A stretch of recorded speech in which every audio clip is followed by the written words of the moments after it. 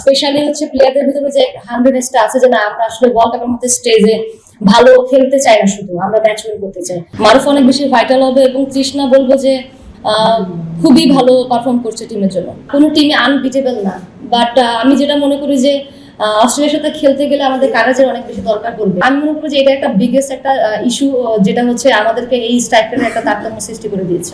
2017 সাল থেকে আমার ডান হাতের এখানে লিগামেন্ট নাই, লিগামেন্ট ছিঁড়ে গেছে। আমার কথা হচ্ছে আমি এত বছর ধরে খেলতেছি, কেউ কি কখনো জিনিসটা জানতে পেরেছি? প্রথমত হচ্ছে আমরা যে লাস্ট ফেজে যে প্রিপারেশন ক্যাম্পটা করছি এখানে মিরপুরে প্র্যাকটিস ম্যাচ খেলেছি, তারপর হচ্ছে ইনডোর এবং আউটডোর দুটো মিলে কিছু প্র্যাকটিস করেছি ওখানে কয়েকটা দিন। আমার কাছে মনে হয় এটা আমাদের জন্য অনেক ভালো ইম্প্যাক্টফুল ছিল। আর সোফা যখন আমরা শ্রীলঙ্কা সিরিজ খেলছি তখন কিন্তু ওডিআই টি20 দুটোকেই আমাদের মাথায় রেখে প্র্যাকটিস করতে হয়েছে। সো ওইখানে কিছু ম্যাচ খেলেছি এখানে যেগুলো আমাদের পরে যদিও আসেনি, বাট বলবো যে ইন্ডিভিজুয়ালি কিছু প্লেয়ারের অনেক ভালো ভালো পারফরমেন্স ছিল যেগুলো টিমকে অনেক বেশি বুস্ট আপ করেছে আই গেস। এবং নেক্সট হচ্ছে আমরা যেহেতু স্কটল্যান্ডে যাবো ট্রাই সিরিজ খেলার জন্য, তো আমাদের জন্য বলবো যে এটা অনেক বড় একটা অপরচুনিটি থাকবে বিফোর ওয়ার্ল্ড কাপ, যে আমাদের টিমটা আসলে কতটুকু বেটার ক্রিকেট খেলবে এবং ম্যাচ উইন করবে ওয়ার্ল্ড কাপে। স্কোয়াড আমি বলবো যে যেভাবে সবকিছু বিবেচনায় রেখে আসলে সিলেকশন করা হয়েছে, সিলেক্টর ওভাবে চিন্তা করেই টিম দিয়েছেন সো ফার। এবং আমি যেটা মনে করি যে ওয়েল এনাফ ব্যাটার আছে, বোলিং অ্যাটাকে অনেক ভালো আছে। সো এখন হচ্ছে আসলে আমাদের ভালো খেলার পালা।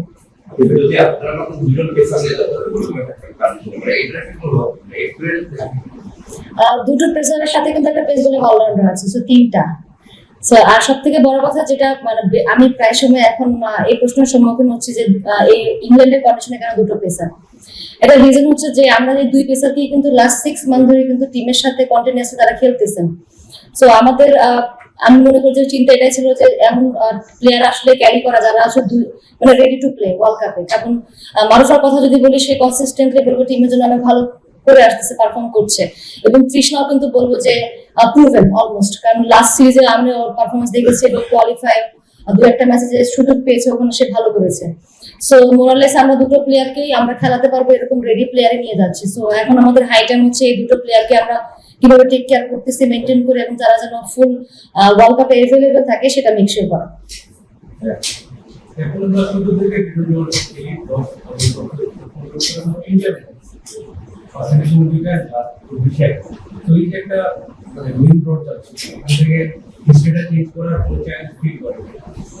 সর্বপ্রথম হচ্ছে লাস্ট টি20 ওয়ার্ল্ড কাপে আমরা একটা ম্যাচ উইন করেছিলাম দুবাই, দেন কিছু ভালো ক্রিকেট ওখানে খেলেছে, বাট ম্যাচ উইন আমরা করতে পারিনি। সো ফার লাস্ট ইয়ার থেকে আমার কাছে এবার যেটা মনে হচ্ছে আমাদের এর থেকে বেটার পসিবিলিটিস আছে যে আরো ম্যাচ উইনের সংখ্যা বাড়িয়ে তোলা। এবং কারণ হচ্ছে আমি যেটা ফিল করি যে টিমের ভিতরে এখন অনেক পারফর্মার অ্যাড হয়েছে যেটা আগে ছিল না। আগে দু একটা প্লেয়ারের উপর অনেক ডিপেন্ডেন্ট ছিল টিম, বাট এখন নাওয়াডেজ কিছু প্লেয়ার আছে যারা হচ্ছে কাম আপ করতেছে টিমের পারফরমেন্সে, এবং তারা আছে। এবং স্পেশালি হচ্ছে প্লেয়ারদের ভিতরে যে হান্ড্রেডনেসটা আছে যে না আমরা আসলে ওয়ার্ল্ড কাপের মধ্যে স্টেজে ভালো খেলতে চাই না, শুধু আমরা ম্যাচ উইন করতে চাই। সো ওই দিক থেকে চিন্তা করলে আমার কাছে মনে হয় এবার আমরা আরো বেটার হইতে আরো 2 থেকে 3টা ম্যাচ উইন করার দিকে চিন্তা ভাবনা আমাদের আছে। এবং ডেফিনেটলি টিমের যে অবস্থান এখন এবং কিছু প্লেয়ার আছে অনেক বেশি কনসিস্টেন্ট টিমের জন্য, স্পেশালি টি20 ফরম্যাটটা অনেক বেটার ওয়েতে ক্রিকেট খেলতেছে ইন্ডিভিজুয়ালি। সো যদি আমরা কালেক্টিভলি ক্রিকেটটা খেলতে পারি ওয়ার্ল্ড কাপের মধ্যে স্টেজে, সো ডেফিনেটলি বেটার রেজাল্ট পাবো লাস্ট অনেক ওয়ার্ল্ড কাপের থেকে। ক্যাপ্টেন, ওয়ানডে বিশ্বকাপের আগে আন্ডার 15 মেন্স টিমের সঙ্গে খেলেছিলেন, এবার আন্ডার 16 এর সঙ্গে খেললেন। যদিও সামনে একটা ট্রাইনেশন সিরিজ খেলার সুযোগ আছে, কিন্তু দেশে কি আসলে আদর্শ প্রস্তুতিটা হলো কিনা? আরেকটা প্রশ্ন হচ্ছে যে পারফর্মার আছে এটা আপনি বলছিলেন, কিন্তু স্কোয়াডে এমন একজন প্লেয়ার রয়েছেন যিনি আসলে রিসেন্ট পাস্ট কোনো ইন্টারন্যাশনাল ম্যাচ খেলেনি। আমি তাজরিহারের কথা বলছি, 8 ম্যাচ 7 ইনিংস মাত্র 44 রান। যদিও শিপন ভাই দল ঘোষণার দিন তার হিটিং অ্যাবিলিটি নিয়ে কথা বলেছে, কিন্তু সেটার কোনো রিফ্লেক্ট পাইনি। এখন ক্যাপ্টেন হিসেবে কি মানে আপনার কোনো পার্সোনাল ডিমান্ড ছিল যে না তার হিটিং অ্যাবিলিটির জন্য রাখা উচিত, নাকি এটা শুধুমাত্র সিলেক্টর করা উচিত? প্রথমত যেটা আপনি বলেন প্রিপারেশনের যে বিষয়টা, আমি বলবো যে প্রত্যেকবার আইসিসি কোনো টুর্নামেন্ট খেলার আগে কখনোই আমরা কোনো ইন্টারন্যাশনাল সিরিজ বা ওরকম কোনো প্রিপারেশন পাইতাম না একদমই। সো এটা আমাদের একটা কমপ্লেন ছিল। সো ওই দিক থেকে কিন্তু এবার আমাদের সেটা নেই, কারণ আমরা শ্রীলঙ্কার সাথে 3টা ম্যাচ ওখানে খেলেছি এবং সামনে যে আরো 4টা ট্রাইনেশন সিরিজ 4টা ম্যাচ খেলবো আমরা। সো আমাদের জন্য এর থেকে বড় আইডিয়াল কোনো প্রিপারেশন হতে পারে না। প্লাস হচ্ছে আইসিসি থেকে আমাদের 2টা প্র্যাকটিস ম্যাচ আছে। সো আমাদের কাছে যেটা মনে হয় যে আমরা গুড এনাফ ওয়েতে যেই আসলে মেন ম্যাচ খেলতে যাব, সো ইনাফ প্রিপারেশন হবে টিমের জন্য, এবং বড় টুর্নামেন্টের আগে প্রত্যেকটা কম্বিনেশন ঢালে নেওয়ার জন্য আমাদের এনাফ টাইম থাকবে স্টিল।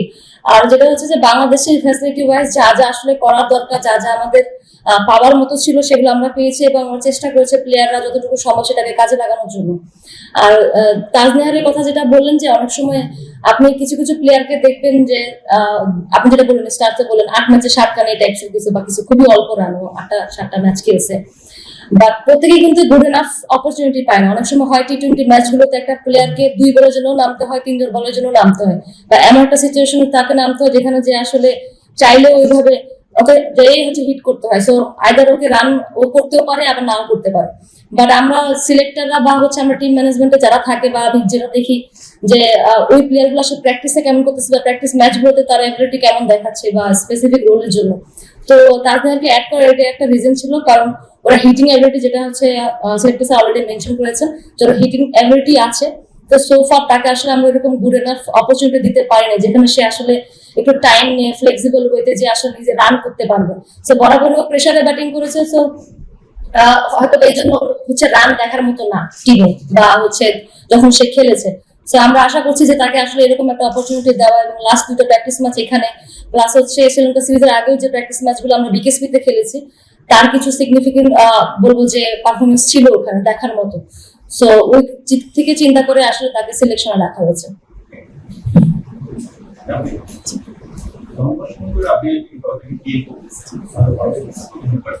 সাম্প্রতিক সময় আপনার পারফরমেন্সটা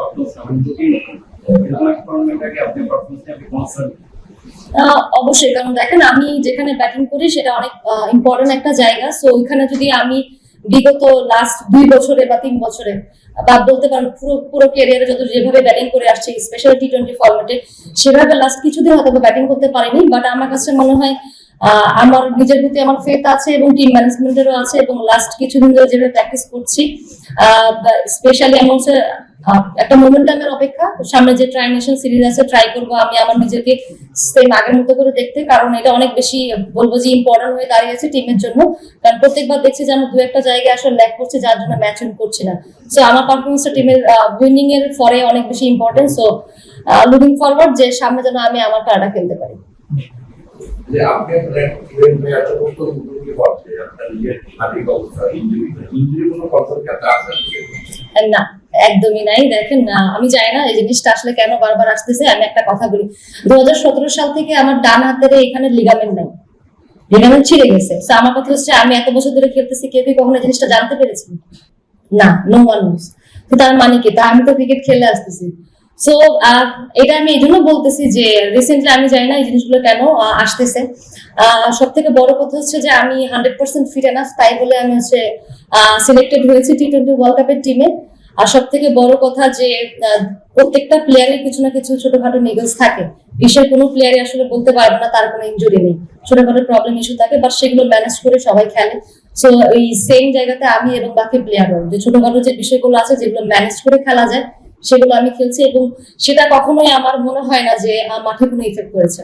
আচ্ছা, রাবিয়া এবং ফরমান তাদের ফরমান পারফরম্যান্সটা মানে how important is very important. আমি যেটা বলবো যে শর্মা স্পেশাল, আমি যেটা বলবো ওর যে অ্যাবিলিটি আছে ক্রিকেট খেলার, যেভাবে ও পারফর্ম করছে, বাট সে কনসিস্টেন্ট না টিমের জন্য। বাট ওর ক্যাপাসিটি অনুযায়ী ও যদি ক্রিকেটটা খেলতে পারে এবং কনসিস্টেন্ট হয় টিমের জন্য, যে লাস্টের দিকে যে হিটিংটা অনেক বেশি ইম্পর্টেন্ট হয়, বড় খেলার অনেক বেশি বলবো যে ক্যাপাসিটি আছে, সেই অনুযায়ী যদি ক্রিকেটটা খেলতে পারে সেটা আমাদের টিমের জন্য অনেক বড় ইম্প্যাক্টফুল একটা জায়গা হবে।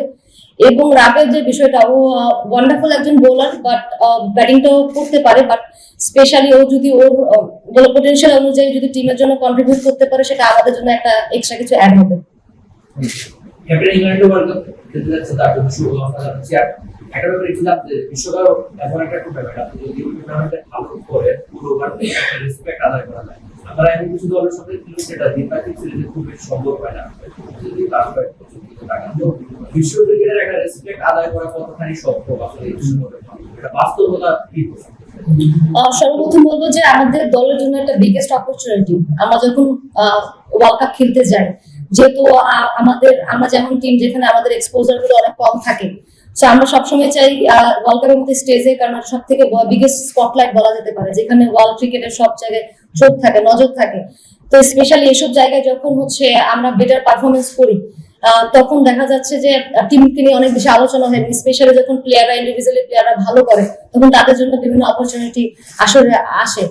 তো ওই দিক থেকে চিন্তা করলে বলবো যে আমাদের জন্য বিগেস্ট একটা চান্স, এবং টিমের অবস্থান অনুযায়ী, এবং আমি বলবো যে তারা সবাই পজিটিভ যে মাইন্ড ফ্রেমে আছে এখন বর্তমানে, সেই টিমটা যদি ওয়ার্ল্ড কাপে বেটার ক্রিকেট খেলতে পারে, সেটা বাংলাদেশ উইমেন ক্রিকেটের জন্য অনেক বেটার হবে, এবং পার্সোনালি তো বলবো যে ইন্ডিভিজুয়ালি প্লেয়াররা অনেক বেশি বেনিফিটেড হবে।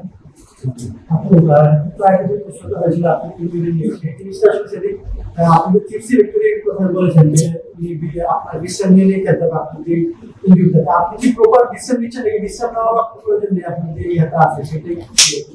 না, একদমই না। আসলে আমি জানি না প্রশ্নটা আসলে কি করেছিলেন এবং তিনি কিভাবে বলেছেন, বাট আমার এমন কোনো কিছু নেই যেটার জন্য আমার বিশ্রাম নিয়ে আসলে খেলতে হবে, এরকম কোনো কিছু না, বা এরকম না। আমি 100% ফিট আছি। আর আরেকটা প্রশ্ন, যে আপনি বললেন যে বিশ্বকাপে কি টার্গেট, তো সেই জায়গা থেকে আপনারা কি স্পেসিফিক কোনো ম্যাচ ধরে করে টার্গেট করছেন যে আমরা এই নিয়মে তিনটা ম্যাচ জিতবো, তারপরে সেখানে যাবো, এরকম এরকম কোনো প্ল্যান নাকি সবগুলো ম্যাচই জাস্ট না, আমি বলবো যে আমাদের দুটো ম্যাচে যেমন হচ্ছে আমি মনে করি যে আমাদের অনেক বড় চান্স থাকবে উইন করার, সেটা হচ্ছে একটা হচ্ছে নেদারল্যান্ড, একটা পাকিস্তান।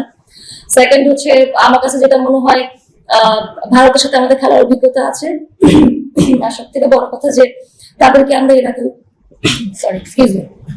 ভারত এবং সাউথ আফ্রিকার সাথে আমাদের ম্যাচ উইন করার অভিজ্ঞতা আছে। সো ওই দিক থেকে স্পেশালি ম্যাচ বাই ম্যাচ যাওয়ার প্ল্যানই আমাদের আছে। বাট স্পেশালি আমি যেটা বলবো যে যদি আমরা স্টার্টটা অনেক বেটার পাই, একটা মোমেন্টাম যদি ক্রিয়েট করতে পারি, সেটা ডেফিনেটলি আমাদের থ্রু আউট দ্য টুর্নামেন্ট অনেক বেশি হেল্প করবে। বাট আমি মনে করি যে এইবার এই টুর্নামেন্টে যে গ্রুপে আমরা আছি, আমাদের অনেক বেস্ট পসিবল ওয়েতে আছে যেন আমরা অ্যাটলিস্ট 3টা ম্যাচ উইন করতে পারবো। Last question,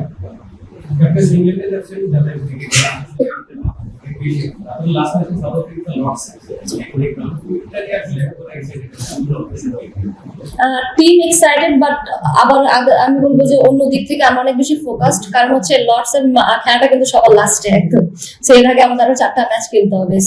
so far but still ছোট থেকে যখন আমরা ক্রিকেট খেলা শুরু করেছি বা দেখতেছি, কিছু ফেমাস গ্রাউন্ড আছে বা হিস্টোরিক্যাল প্লেসেস আছে যেখানে আসলে প্লেয়াররা যে খেলতে চায়। তো আমাদেরও সেম, আমরাও খুশি যে আমরা ওখানে আসলে একটা অপরচুনিটি এসেছে, এবং এটা কিন্তু আমরা কোয়ালিফাই আনবিটেন চ্যাম্পিয়ন ছিলাম। চ্যাম্পিয়ন যে টিমটা ছিল তখনই আমরা শুনেছিলাম যে টিমটা চ্যাম্পিয়ন হবে, মেবি তাদের একটা খেলা লর্ডসে হতে পারে। সো আমি তখন মেয়েদের সাথে এটাই কথা ছিল যে ইটস এ গুড অপরচুনিটি সবার জন্য, যে একটা এরকম হিস্টোরিক্যাল প্লেসে যে আসলে হিস্টোরি মেক করা। আপনাদেরকে বিশ্বকাপটা ইংল্যান্ডের মাটিতে এখন দলের প্রতি কনফিডেন্স আছে, জাহাঙ্গীর আলমের মধ্যে তার অভিজ্ঞতা আপনি কতটা মিস করবেন বা তাকে আপনি পেয়েছিলেন? দেখেন, উনি তো অনেকদিন ধরেই হচ্ছে দলের সাথে নেই, তো ওনাকে আসলে কিভাবে চাওয়ার তো কোনো ওয়ে নাই আসলে। এখন টিমে যারা আছেন, আমি মনে করি যে তারা অনেকদিন ধরে টিমের সাথে আছেন এবং দলের জন্য খুব ভালো পারফর্ম করে যাচ্ছেন। তো সো ফার আমার কাছে মনে হয় তাদের প্রতি ভরসা রাখছি। এবং মারুফ, স্পেশালি যদি মারুফার কথা বলি, আপনারা জানেন যে মারুফাকে প্রত্যেকটা টিমের প্লেয়ারই প্রত্যেকটা টিমই কিন্তু অনেক কাউন্ট করে খেলে। সো মারুফ অনেক বেশি ভাইটাল হবে, এবং তৃষ্ণা বলবো যে খুবই ভালো পারফর্ম করছে টিমের জন্য। সো ফার দুজন প্লেয়ারই। অস্ট্রেলিয়ার যে ভাবনাটা এবং বাকিগুলো তো সাউথ আফ্রিকা নিয়ে দেখেন, অস্ট্রেলিয়ার সাথে আমাদের ডিফারেন্সটা অনেক বেশি অনেক সময় থাকে, বাট কোনো টিমে আনবিটেবল না।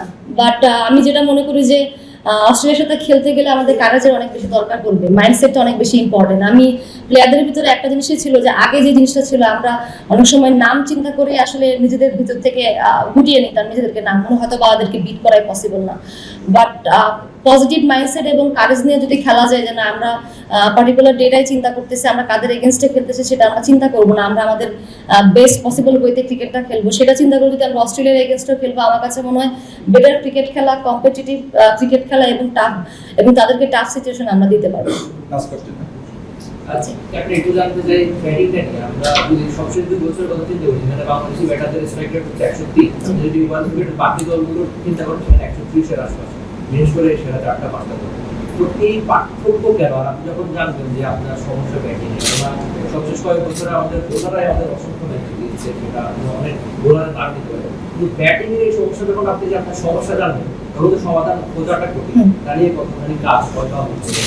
স্ট্রাইক রেটের যে একটা বিষয়, আমি আপনাদেরকে একটা জিনিস বলি যে এটার একটা বড় রিজন হচ্ছে যে কনসিস্টেন্সি। কারণ প্লেয়াররা দেখা যাচ্ছে একদিনে, আমি যদি রিসেন্ট কিছু এক্সাম্পল আপনাকে বলি যে একটা ম্যাচে দেখা যাচ্ছে যে একজন 32 বলে হচ্ছে 50 করতেছে, পরের দিন সিচুয়েশন এমন ক্রিয়েট হচ্ছে সে আবার যে 48 বলে 50 করতেছে।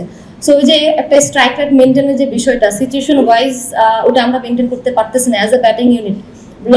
স্পেশালি এরকম বড় ইনিংস খেলার অপরচুনিটি কিন্তু টপ অর্ডারে থাকে। সো টপ অর্ডারে আমরা যেরকম হয় যে অনেক সময় যখন ওপেনার থেকে বা স্পেশালি পাওয়ার প্লেতে ভালো একটা স্কোর আসে, পরে যে ওই মোমেন্টামে আমরা বেটার স্ট্রাইক রেটে ব্যাটিং করতে পারি। কিন্তু আবার যখন আর্লি 2-3টা উইকেট পড়ে যাচ্ছে, পরে যে হচ্ছে আমাদেরকে একটু হলেও ধরে খেলতে হচ্ছে, যখন ওই সময় আসলে এরকম হাই রেটেড হচ্ছে স্ট্রাইক রেট মেনটেন করা হয়ে ওঠে না। সো আমি মনে করবো যে এটা একটা বিগেস্ট একটা ইস্যু, যেটা হচ্ছে আমাদেরকে এই স্ট্রাইক রেটের একটা তারতম্য সৃষ্টি করে দিয়েছে।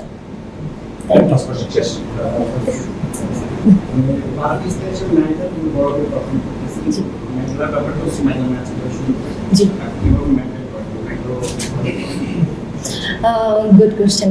আপাতত আমি যেটা বলতেছি যে হ্যাঁ, অনেক সময় হয় কি যে আমরা নাহিদাকে এত বেশি ম্যাচের জন্য ও খেলে, যার জন্য আমরা হচ্ছে মেঘলাকে ওভাবে অপরচুনিটি দিতে পারি না।